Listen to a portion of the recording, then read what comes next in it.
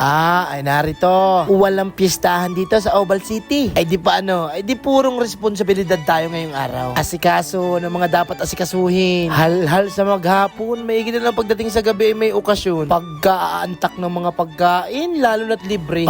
Nayang bagaan sandok kayo, kapal lang ng mukha ang kapital ay talagang budal. Solo-solo ko nang hinaharap ang mga ganitong kainan at yung mga kasama ko. Wala, nangingirlo na yata sa mga langis-langis.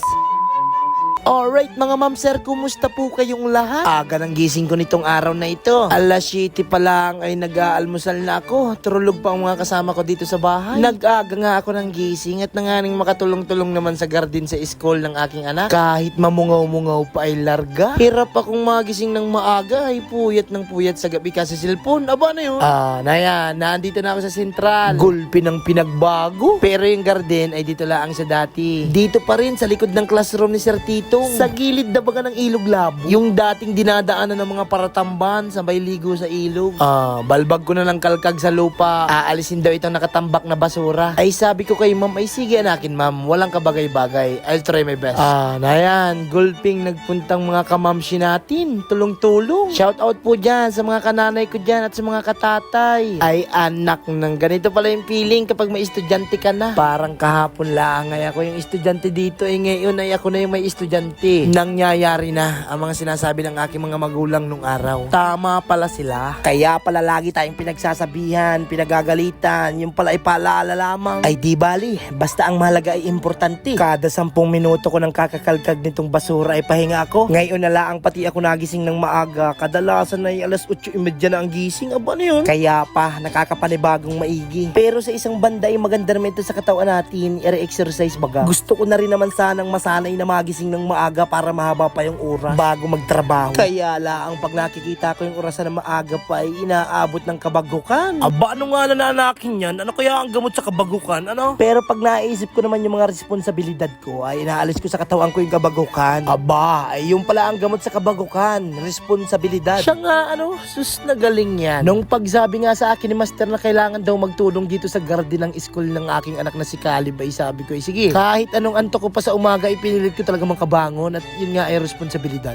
Na yan, matapos ang kulang-kulang 1 oras ng kalilinis, uwi na daw at bukas naman. Sabay attendance ko na, sinulatan ko na rin yung pang kinabukasan tsaka pang 1 linggong linis. Sabay uwi sa bahay, sabay ligo. Mukha lang ako hindi naligo dyan, pero naligo talaga ako dyan bago ako pumunta sa barberya. Nung magtanghali na, pagkatapos kumain, hinatid ko naman itong aking anak sa kanyang eskwela. Ay hatid sundo ko po yung aking anak na yan. At yung paghatid ko naman sa kanya at pagsundo ay parang banding na namin yung magtatay, di ba ga? Sabay paalala dito sa aking panganay na huwag ka anaking malabas, huwag ka rin anaking magkakaibak sa short mo, pumunta ka sa CR. Sabay paalam ko na, shoutout naman dito sa bata na ito na nakakilala sa akin sa sentral. Pagkahatid, trabaho naman. Kawaawa, Pagkatapos ng 3 oras ng katatrabaho, sundo ko naman sa school na naman. Na yan, tinuturuan na magbasa si Calib. Ayos. Nakakagalak na makita na unti-unting may natututunan yung anak mo, Palaki ng palaki. Bilis laang ng panahon. Pagkasundo, uwi, sabay balik sa barberya. Trabaho na naman. Maigi na lang at solid ang ating trabaho. Lalo na yung mga customer ko dyan dito sa aking Gabs Barbershop. Nakamura ka na, may mura ka pa. Maraming salamat po sa pagsuporta ninyo sa aking munting kabuhayan. Dahil po sa inyo ay malusog ang aking pamilya at lagi pong masarap ang ulam namin. Aba, syempre maraming salamat din po kay Lord sa lahat ng blessing at pag-iingat niya sa aking mga mahal sa buhay. Pagkatapos ng maghapong halhalan ay pag-uwi ko naman sa bahay. Embes na matanggal naman ang pagod sa katawan ay napalta naman ang tuwa.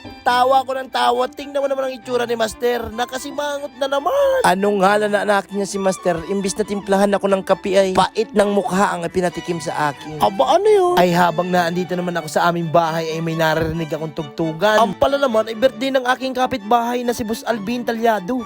Happy birthday, boss!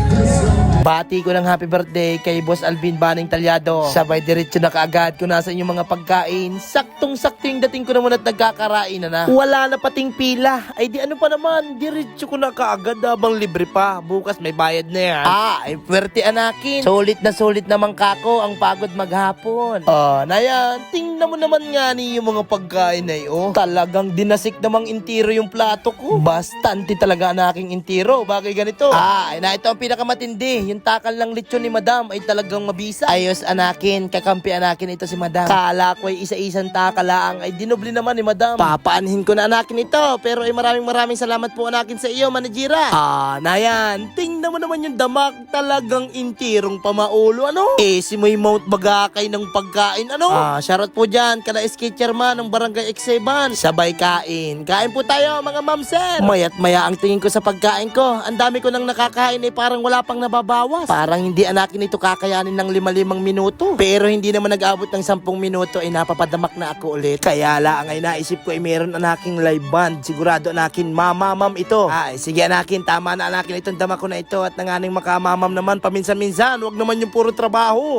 Shoutout dyan sa mga tropa natin kay sketcherman ng Barangay Pangpang at dito kay Pading Jimwell. Tapos nalobat na yung cellphone ko. Di pa ano mga mamser, hanggang dito na lang po muna tayo. Maraming salamat po sa inyo. Sana po ay palagi kong nasasayang ang mga oras ninyo. Salamat. Uy. Salamat pre. Salamat na kayo dyan boy. Video pala tol, video. Salamat pre, sa tip mo pre. Yes sir.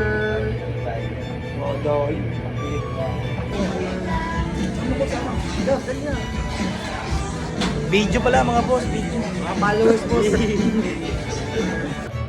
Thank you. Shoutout sa mga batang support ng Oval City. Shoutout kay Tagabe. Pre, salamat pre. Hamdi. Yeah. Salamat sa tip mo, par. Thanks. Yeah. Pre, salamat pre. Uy. Salamat mga tol. Uy. Pare, salamat sa tip mo. Alright. Salamat pre. Yay! Woo! Yo!